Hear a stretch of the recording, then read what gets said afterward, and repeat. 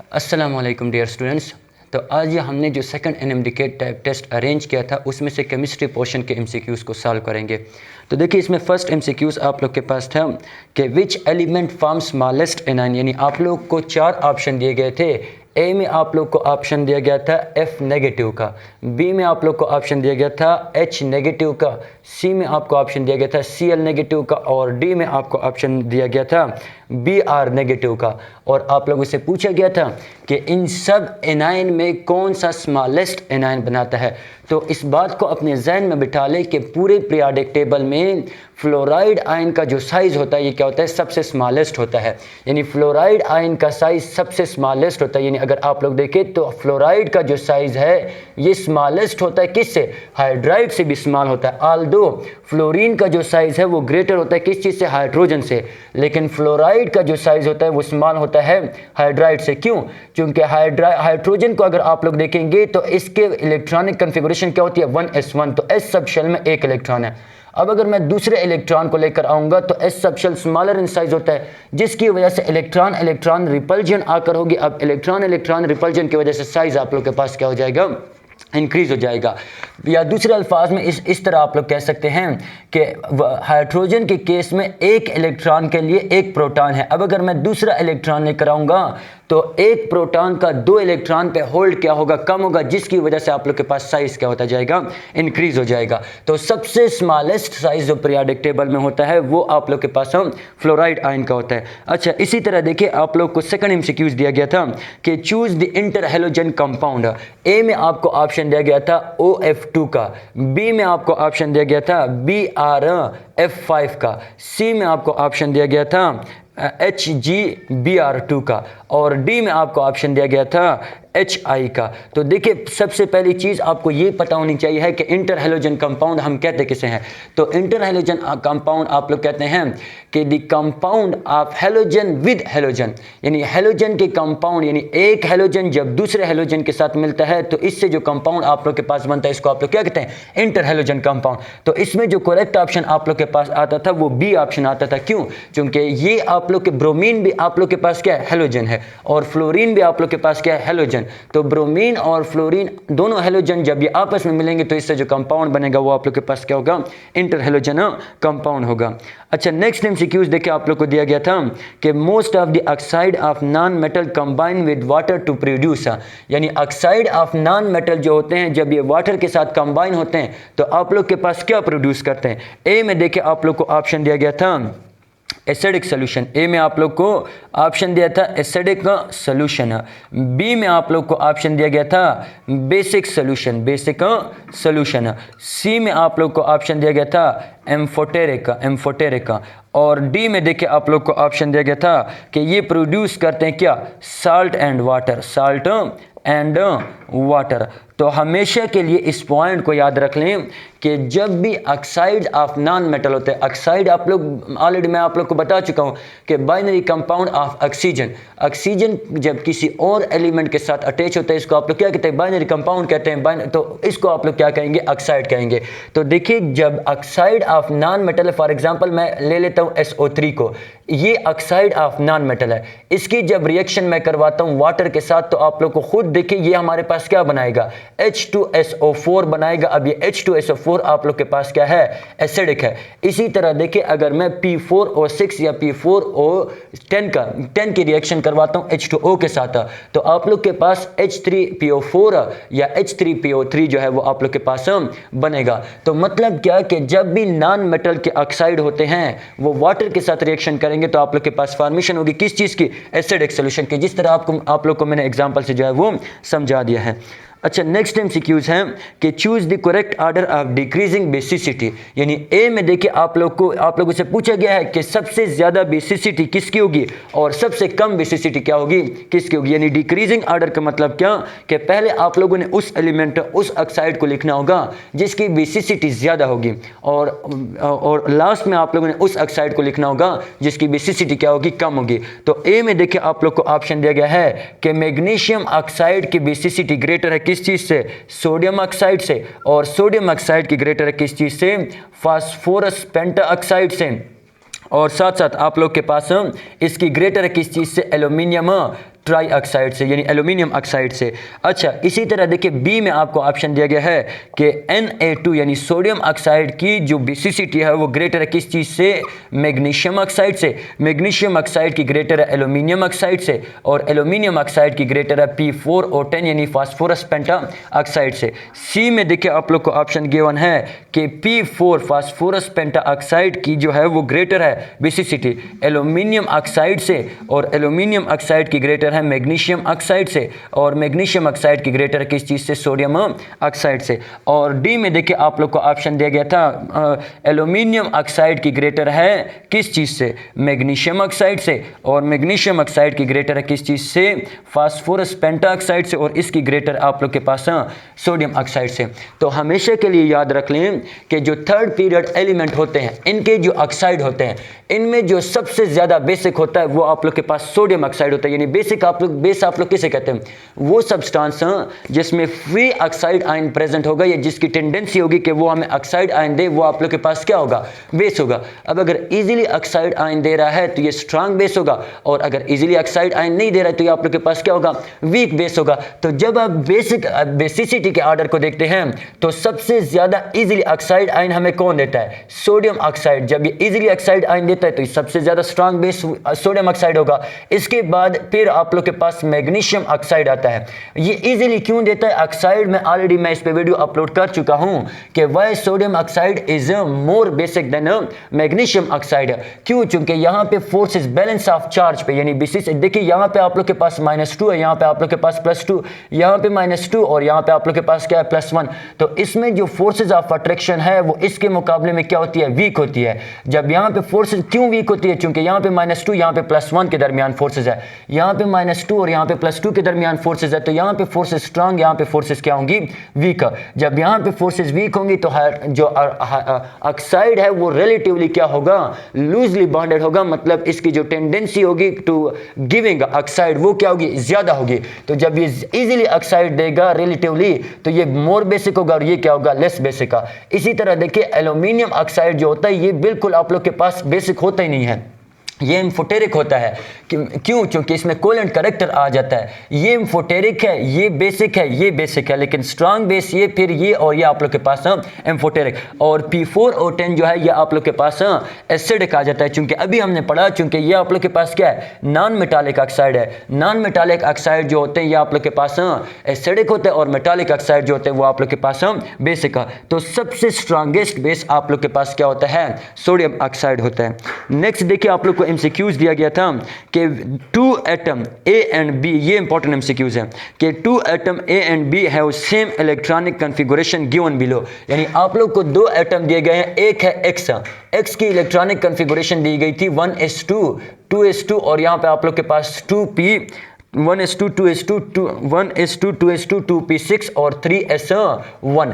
अच्छा, इसी तरह एक एलिमेंट दिया गया था आप लोग को Y। तो जब एलिमेंट Y दिया गया है इसकी इलेक्ट्रॉनिक कॉन्फ़िगरेशन आप लोग को गिवन है 1s2, यहाँ पे 2s2 और यहाँ पे आप लोग के पास क्या आता है 2p5। अब देखिए आप लोगों से क्या कहता है कि जब ये एटम आपस में कंबाइन होंगे तो ये किस कंपाउंड की फॉर्मेशन करेंगे। ए में देखिए आप लोग को ऑप्शन है XY का, यानी X भी 1 होगा और Y भी 1। बी में आप लोग को ऑप्शन दिया गया था X2Y का। सी में देखिए आप लोग को ऑप्शन दिया गया है XY2 का, XY2 का। और डी में आप लोग को ऑप्शन दिया गया था XY3 का। यानी 2 एलिमेंट है, एक है X और एक है Y। ये इन दोनों की इलेक्ट्रॉनिक कॉन्फ़िगरेशन आप लोग को गिवन थी, और आप लोगों से क्या पूछा गया था कि इन दोनों में जब ये दोनों आपस में कंबाइन होंगे तो ये कौन से कंपाउंड की फॉर्मेशन करेंगे, XY की या X2Y की या XY2 की या XY3 की। तो फर्स्ट ऑफ ऑल आप लोग ये देखिए कि ये इलेक्ट्रॉनिक कॉन्फ़िगरेशन आप लोग के पास किसकी होती है। अगर आप सोडियम को देखते हैं, ये एटॉमिक नंबर इसका कितना है, ये जो एलिमेंट है इसका एटॉमिक नंबर कितना है, 2 और 6 10 और 11, मतलब इसका एटॉमिक नंबर 11 है। और एलिमेंट पीरियोडिक टेबल में जिस एलिमेंट का एटॉमिक नंबर 11 है वो आप लोग के पास क्या है, सोडियम। और इस एलिमेंट को अगर आप लोग देखेंगे तो इसका एटॉमिक आप लोग के पास एटॉमिक नंबर क्या आ रहा है, 9 आ रहा है। और जिन एलिमेंट का पीरियोडिक टेबल में एटॉमिक नंबर 9 आता है वो आप लोग के पास क्या होते हैं, हेलोजन होते हैं। ये आप लोग के पास क्या है, हेलोजन है। यानी हेलोजन में आप लोग के पास क्या आता है, फ्लोरीन आता है। फ्लोरीन का एटॉमिक नंबर 9 होता है। तो अब आप लोग देखिए क्या कहते हैं कि जो हमारे पास मेटल होते हैं ग्रुप फर्स्ट मेटल, इस पे ऑक्सीडेशन स्टेट होती है +1 की, और यहाँ पे आप लोग के पास ऑक्सीडेशन स्टेट क्या होती है -1 की। तो ये +1 और -1 आपस में कंबाइन होंगे, एक ये और एक ये, तो आप लोग के पास किस कंपाउंड की फॉर्मेशन होगी, XY कंपाउंड की जो है वो फॉर्मेशन होगी। अच्छा, नेक्स्ट देखिए आप लोग को एमसीक्यूज दिया गया, एमसीक्यूज नंबर 9 के which one of the following is, यानी एमसीक्यूज आप लोग को दिया गया था कि which one of the following element with a given electronic configuration have highest ionization energy, यानी आप लोग को इलेक्ट्रॉनिक कॉन्फ़िगरेशन गिवन थी और आप लोगों से ये पूछा गया था कि इनमें से किस इलेक्ट्रॉनिक कॉन्फ़िगरेशन जो है किसकी आयनाइजेशन एनर्जी ज़्यादा होगी। ए में देखिए आप लोग को ऑप्शन दिया था 1s2, फिर 2s2 और यहाँ पे आप लोग के पास 2p4। बी में आप लोग को ऑप्शन दिया गया है 1s2 का, 2s2 का और यहाँ पे आप लोग के पास 2p6 का और यहाँ पे आप लोग के पास 3s2 का। सी में आप लोग को ऑप्शन दिया गया था 1s2 का, 2s2 का और यहाँ पे आप लोग के पास 2p3 का। अच्छा, डी में आप लोग को ऑप्शन दिया गया था 1s2 का, 2s2 और यहाँ पे आप लोग के पास 2p6 और यहाँ पे आप लोग के पास 3s1। आप लोगों से पूछा गया है कि किस इलेक्ट्रॉनिक कॉन्फ़िगरेशन के लिए सबसे ज़्यादा आयनाइजेशन एनर्जी होगी। तो आयनाइजेशन एनर्जी हम किसे कहते हैं कि the amount of energy required to remove outermost electron, outermost electron के निकालने के लिए जो एनर्जी रिक्वायर्ड होती है इसको हम क्या कहते हैं, आयनाइजेशन एनर्जी। जितना इलेक्ट्रॉन को निकालना मुश्किल होगा उतनी आयनाइजेशन एनर्जी क्या होगी, ज़्यादा होगी। तो आप लोग यहाँ पे खुद देखें कि यहाँ पे वैलेंस इलेक्ट्रॉन, आखिरी इलेक्ट्रॉन किस में आ रहा है, पी में आ रहा है, और कौन से कितने इलेक्ट्रॉन आ रहे हैं, पी में आप लोग के पास 4 इलेक्ट्रॉन आ रहे हैं, लेकिन किस पी में आ रहे हैं, 2p में आ रहे हैं, तो 2p की एनर्जी कम होती है। अच्छा, दूसरा अगर आप लोग इसको देखें तो इसका वैलेंस इलेक्ट्रॉन किस में आ रहा है, 3s में आ रहा है, तो 2p की एनर्जी कम मतलब ये न्यूक्लियस के करीब होता है, 3s की एनर्जी ज़्यादा मतलब ये न्यूक्लियस से क्या होता है, दूर होता है। तो मतलब क्या कि यहाँ से इसके मुकाबले में इलेक्ट्रॉन निकालना क्या होगा, मुश्किल होगा। लेकिन अगर आप लोग सी ऑप्शन को देखते हैं तो 2p में 3 इलेक्ट्रॉन है, जब p में आप लोग के पास 3 इलेक्ट्रॉन होते हैं तो p आप लोग के पास क्या होता है, हाफ फील्ड होता है। क्या होता है, हाफ फील्ड। अब आप लोग ऑलरेडी ये पढ़ चुके हैं कि स्टेबिलिटी जो होती है वो आप लोग के पास स्टेबिलिटी, देखिए ऊपर वाले ऑप्शन में आप लोग को p में 4 इलेक्ट्रॉन है, नीचे वाले में p में कितने हैं, 3 इलेक्ट्रॉन। तो स्टेबिलिटी जो होती है वो आप लोग के पास क्या होती है, हाफ फील्ड की, हाफ फील्ड की जो स्टेबिलिटी होती है वो ग्रेटर होती है किस चीज़ से, पार्शली फील्ड से। तो पार्शली फील्ड के मुकाबले में हाफ फील्ड की जो स्टेबिलिटी होती है वो ज़्यादा होती है। अब जब स्टेबिलिटी ज़्यादा होगी तो इलेक्ट्रॉन को निकालना क्या होगा, मुश्किल होगा। जब इलेक्ट्रॉन को निकालना मुश्किल होगा तो आयनाइजेशन एनर्जी आप लोग के पास क्या होगी, ज़्यादा होगी। तो सबसे देखिए इजीली इलेक्ट्रॉन जो है वो आप लोग के पास यहाँ से निकलेगा, यहाँ से, लेकिन सबसे मुश्किल से इलेक्ट्रॉन कहाँ से निकलेगा, 2p3 से। क्यों, क्योंकि इसके लिए n की वैल्यू कम, जब n की वैल्यू कम तो न्यूक्लियस के करीब, और दूसरी बात इन दोनों के लिए n की वैल्यू सेम, तो इसकी क्यों ज़्यादा आ रही है, क्यों, क्योंकि ये हाफ फील्ड है, और हाफ फील्ड की स्टेबिलिटी ऑलरेडी हम पढ़ चुके हैं कि हाफ फील्ड की स्टेबिलिटी क्या होती है, ज़्यादा होती है compare to that of partially filled. अच्छा, देखिए आप लोग को एमसीक्यूज नंबर 12 में दिया गया था कि among the transition element which one have lowest binding energy. A में आप लोग को ऑप्शन दिया गया था वेनाडियम का, बी में आप लोग को ऑप्शन दिया गया था क्रोमियम का, सी में आप लोग को ऑप्शन दिया गया था मैंगनीज का, और डी में आप लोग को ऑप्शन दिया गया था जिंक का। तो देखिए बाइंडिंग एनर्जी में ऑलरेडी आप लोग को पढ़ा चुका हूँ और यूट्यूब पे भी लेक्चर मौजूद है कि बाइंडिंग एनर्जी देखिए 2 चीज़ों पे डिपेंड करती है। बाइंडिंग एनर्जी ये डायरेक्टली प्रोपोर्शनल होती है नंबर ऑफ अनपेयर्ड इलेक्ट्रॉन। जितने ज़्यादा अनपेयर्ड इलेक्ट्रॉन होंगे उतनी ही बाइंडिंग एनर्जी आप लोग के पास क्या होगी, ज़्यादा होगी। लेकिन साथ साथ बाइंडिंग एनर्जी आप लोग के पास डिपेंड करती है इलेक्ट्रॉनिक कॉन्फ़िगरेशन पे कि आप लोग के पास बाइंडिंग एनर्जी के लिए स्टेबल इलेक्ट्रॉनिक कॉन्फ़िगरेशन नहीं होनी चाहिए। अगर इलेक्ट्रॉनिक कॉन्फ़िगरेशन स्टेबल है तो ये इलेक्ट्रॉन बांड में हिस्सा नहीं लेंगे, जब बांड में हिस्सा नहीं लेंगे तो इनकी बाइंडिंग एनर्जी क्या होगी, कम होगी। तो देखिए सबसे ज़्यादा स्टेबल इलेक्ट्रॉनिक कॉन्फ़िगरेशन किसकी होती है, जिंक की होती है। क्यों, क्योंकि जिंक की इलेक्ट्रॉनिक कॉन्फ़िगरेशन आप लोग क्या कहते हैं कि आर्गन 3d10 होती है और 4s2। तो ये भी आप लोग के पास कंप्लीटली फिल्ड है और ये भी आप लोग के पास क्या है, कंप्लीटली फिल्ड। जब ये कंप्लीटली फिल्ड है तो इसकी इलेक्ट्रॉनिक कॉन्फ़िगरेशन स्टेबल होगी, जब ये स्टेबल है तो इसकी बाइंडिंग एनर्जी आप लोग के पास क्या होगी, कम होगी। और दूसरी बात क्या कि इसमें अनपेयर्ड इलेक्ट्रॉन बहुत ज़्यादा कम है। सारे के सारे इलेक्ट्रॉन को अगर आप लोग देखें तो सारे के सारे इलेक्ट्रॉन आप लोग के पास पेयर्ड है। जब सारे के सारे इलेक्ट्रॉन पेयर्ड है तो इसकी बाइंडिंग एनर्जी क्या होगी, सबसे कम होगी। क्यों? क्योंकि बाइंडिंग एनर्जी का नंबर ऑफ अनपेयर्ड इलेक्ट्रॉन के साथ डायरेक्ट रिलेशन है। लेकिन क्रोमियम का एक्सेप्शन मैं आप लोग को ऑलरेडी पढ़ा चुका हूं। क्रोमियम में अनपेयर्ड इलेक्ट्रॉन सबसे ज्यादा होते हैं लेकिन इसकी बाइंडिंग एनर्जी क्या होती है, कम होती है। क्यों? क्योंकि क्रोमियम की इलेक्ट्रॉनिक कॉन्फ़िगरेशन क्या होती है, स्टेबल होती है। 3d5 एक्सेप्शनल केसेस में आप ऑलरेडी जो है वो मैं पढ़ा चुका हूं। अच्छा, नेक्स्ट MCQs आप लोग को गिवन था कि द ऑक्सीडाइजिंग पावर, इससे पहले NiCN होल 4, ये आप लोग को एक कंपाउंड था दिया गया था और ये आप लोगों से पूछा गया था कि फॉर्म ये आप लोग के पास क्या बनाता है। ए में आप लोग को ऑप्शन दिया गया था टेट्राहीड्रल कॉम्प्लेक्स, टेट्राहीड्रल या टेट्राहीड्रल कॉम्प्लेक्स। बी में आप लोग को ऑप्शन दिया गया था स्क्वायर प्लेनर, बी में आप लोग को ऑप्शन दिया गया था स्क्वायर प्लेनर का। सी में आप लोग को देखिए ऑप्शन दिया था ऑक्टाहीड्रल कॉम्प्लेक्स और डी में आप लोग को ऑप्शन दिया गया था लीनियर। तो देखिए लीनियर और ऑक्टाहीड्रल का कंसेप्ट अपने ज़हन से बिल्कुल निकाल दे, चूंकि लीनियर ये नहीं बना सकता। लीनियर के लिए 2 लिगेंड अटैच होने चाहिए, ऑक्टाहीड्रल के लिए 6 लिगेंड अटैच होने चाहिए, लेकिन यहां पे कितने लिगेंड आप लोग के पास अटैच हैं, 4 लिगेंड अटैच है। तो ये 2 ऑप्शन आप लोग के पास बिल्कुल नहीं हो सकते, यानी ये भी रॉन्ग है, ये भी रॉन्ग। अब टेट्राहीड्रल, क्योंकि हम ऑलरेडी पढ़ चुके हैं कि जब लिगेंड आप लोग के पास 4 होते हैं तो ज्योमेट्री 2 टाइप की होती है। एक आप लोग के पास ऑक्टाहीड्रल होती है और एक आप लोग के पास क्या होती है, स्क्वायर प्लेनर होती है। तो ऑक्टाहीड्रल कब बनती है और स्क्वायर प्लेनर कब बनती है? स्क्वायर प्लेनर के लिए कंडीशन होती है कि जो D8 सिस्टम होता है वो आप लोग के पास स्क्वायर प्लेनर बनाता है, लेकिन साथ साथ इसके पास क्या अटैच होना चाहिए, strong field ligand, square planar की जो हाइब्रिडाइजेशन होती है वो आप लोग के पास क्या होती है, DsP2 होती है। तो जब स्ट्रांग फील्ड लिगेंड होगा ये पेयरिंग करेगा, जिसकी वजह से आप लोग के पास डी में स्पेस आएगी। जब स्पेस आएगी तो इलेक्ट्रॉन डी में आएंगे, जिसकी वजह से हाइब्रिडाइजेशन आप लोग के पास क्या होगी, DsP2। तो आप लोग के पास D8 सिस्टम है और साथ साथ आप लोग के पास ये आप लोग के पास क्या है, स्ट्रांग फील्ड लिगेंड है जो पेयरिंग करता है। स्ट्रांग फील्ड लिगेंड ऑलरेडी मैं क्लासेस में आप लोग को पढ़ा चुका हूं कि जो आप लोग के पास पेयरिंग करता है इसको आप लोग क्या कहते हैं, स्ट्रांग फील्ड लिगेंड कहते हैं। अच्छा, नेक्स्ट MCQs देखिए आप लोग को गिवन था कि द ऑक्सीडाइजिंग पावर,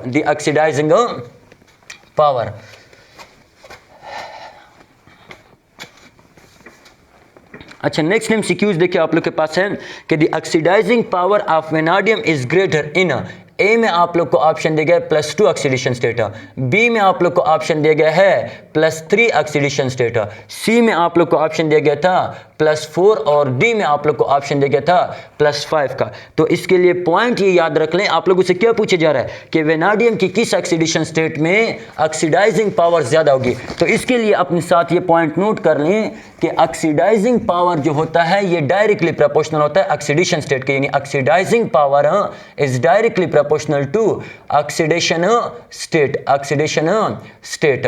जितना ऑक्सीडेशन स्टेट ज्यादा होगा उतना ऑक्सीडाइजिंग पावर ज्यादा होगा। ऑक्सीडाइजिंग पावर का मतलब क्या, कि वो पावर जिसके जरिए से ये अपने आप को क्या करता है, इटसेल्फ रिड्यूस, अपने आप को क्या करता है, रिड्यूस करता है। अब अपने आप को कब रिड्यूस करेगा, +5 का मतलब क्या कि इसके पास बिल्कुल इलेक्ट्रॉन है ही नहीं। जब इसके पास इलेक्ट्रॉन नहीं है तो ये चाहेगा कि मेरे पास इलेक्ट्रॉन आ जाए, इसकी मतलब इलेक्ट्रॉन गेनिंग पावर ज्यादा होगी। जब इलेक्ट्रॉन गेनिंग पावर ज्यादा होगी तो ऑक्सीडाइजिंग पावर क्या होगी, ज्यादा। तो ऑक्सीडाइजिंग पावर का ऑक्सीडेशन स्टेट के साथ क्या होता है, डायरेक्ट रिलेशन होता है। तो वेनाडियम का जो ऑक्सीडाइजिंग पावर होगा वो आप लोग के पास हाईएस्ट होगा इन +5 ऑक्सीडेशन स्टेट। अच्छा, नेक्स्ट MCQs आप लोग को दिया गया था, arrange the following oxide of chromium in decreasing acidic order. यानी देखिए ए में आप लोगों से पूछा गया है कि सबसे डिक्रीजिंग एसिडिक ऑर्डर में क्रोमियम के ऑक्साइड को आप लोग अरेंज कर ले।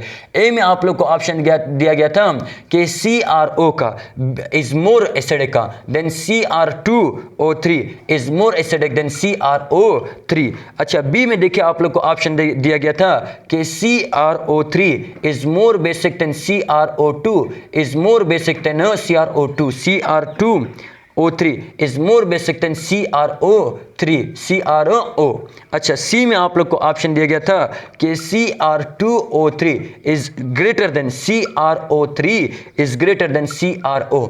अच्छा, डी में आप लोग को ऑप्शन दिया गया था कि CrO3 is greater than CrO is greater than Cr2O3। और देखिए आप लोगों से क्या पूछा गया है कि कौन सा oxide of chromium more acidic होगा। तो हमेशा के लिए इस पॉइंट को याद रख लें कि एसिडिटी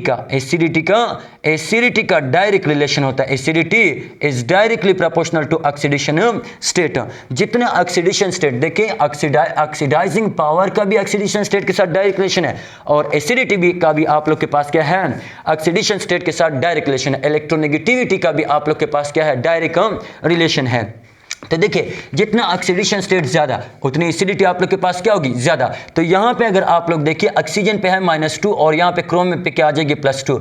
यहाँ पे एक ऑक्सीजन पे -2, 3 ऑक्सीजन है -6। यहाँ पे एक क्रोमियम किस ऑक्सीडेशन स्टेट में होगा, +3 ऑक्सीडेशन स्टेट में। यहाँ पे ऑक्सीजन -6 और यहाँ पे क्या आ जाएगा, +6। तो बस इसको देखें कि जिसकी हाईएस्ट ऑक्सीडेशन स्टेट होगी उसकी एसिडिटी क्या होगी, ज्यादा होगी। और क्वेश्चन में आप लोग को ऑप्शन दिया गया था डिक्रीजिंग एसिडिक ऑर्डर में, किसकी मतलब एसिडिटी सबसे ज्यादा होगी और लास्ट में किसकी एसिडिटी क्या होगी, कम। तो यहां पे फिर से देखिए -6 + 6, यहां पे आप लोग के पास -6 + 3, यहां पे आप लोग के पास -2 + 2। तो सबसे हाईएस्ट ऑक्सीडेशन स्टेट इसकी, तो एसिडिटी इसकी ज्यादा, फिर इसकी और फिर आप लोग के पास इसकी। तो मतलब क्या कि CrO3 आप लोग के पास हाईएस्ट ऑक्सीडेशन स्टेट में एग्जिस्ट कर रहा है, जिसकी वजह से आप लोग के पास इसकी एसिडिटी क्या होगी, सबसे ज्यादा होगी।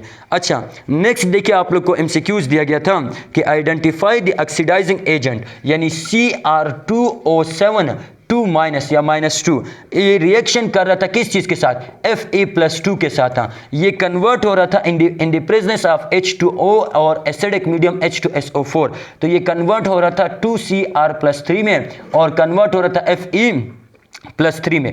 अच्छा देखिए ए में आपको ऑप्शन दिया गया था कि Cr2O7 -2 ये ऑक्सीडाइजिंग एजेंट होगा, या बी में आप लोग को ऑप्शन दिया गया था Fe+2 ये आप लोग के पास क्या होगा, ऑक्सीडाइजिंग एजेंट। या चले इसको आप लोग इस तरह लिख ले कि फॉर एग्जांपल ये Fe+3 और ये कन्वर्ट हो रहा है किस चीज में, Fe+2 में। या चले इसी तरह बिल्कुल Fe+3 ये कन्वर्ट हो रहा है किस चीज में, Fe+2 में, बिल्कुल। अच्छा तो सी में देखिए आप लोग को ऑप्शन दिया गया Fe+3, यहाँ पे सी में आपको ऑप्शन दिया गया था कि H2O और डी में आप लोग को ऑप्शन दिया गया था H2SO4। तो ऑक्सीडाइजिंग एजेंट आप लोग किसे कहते हैं, जो अपने आप को क्या करता है, रिड्यूस करता है, मतलब खुद को क्या करता है, खुद को लॉस ऑफ इलेक्ट्रॉन को क्या करता है, लॉस करता है। तो आप लोग खुद देखिए कि यहाँ पे एक ऑक्सीजन पे -2, 7 ऑक्सीजन है तो -14 आ जाएगा, एक क्रोमियम पे +6 आ जाएगा, दूसरे क्रोमियम पे भी +6 एज अ होल +12, इसीलिए तो -2 चार्ज आता है। तो क्रोमियम +6 ऑक्सीडेशन स्टेट से जा रहा है +3 में,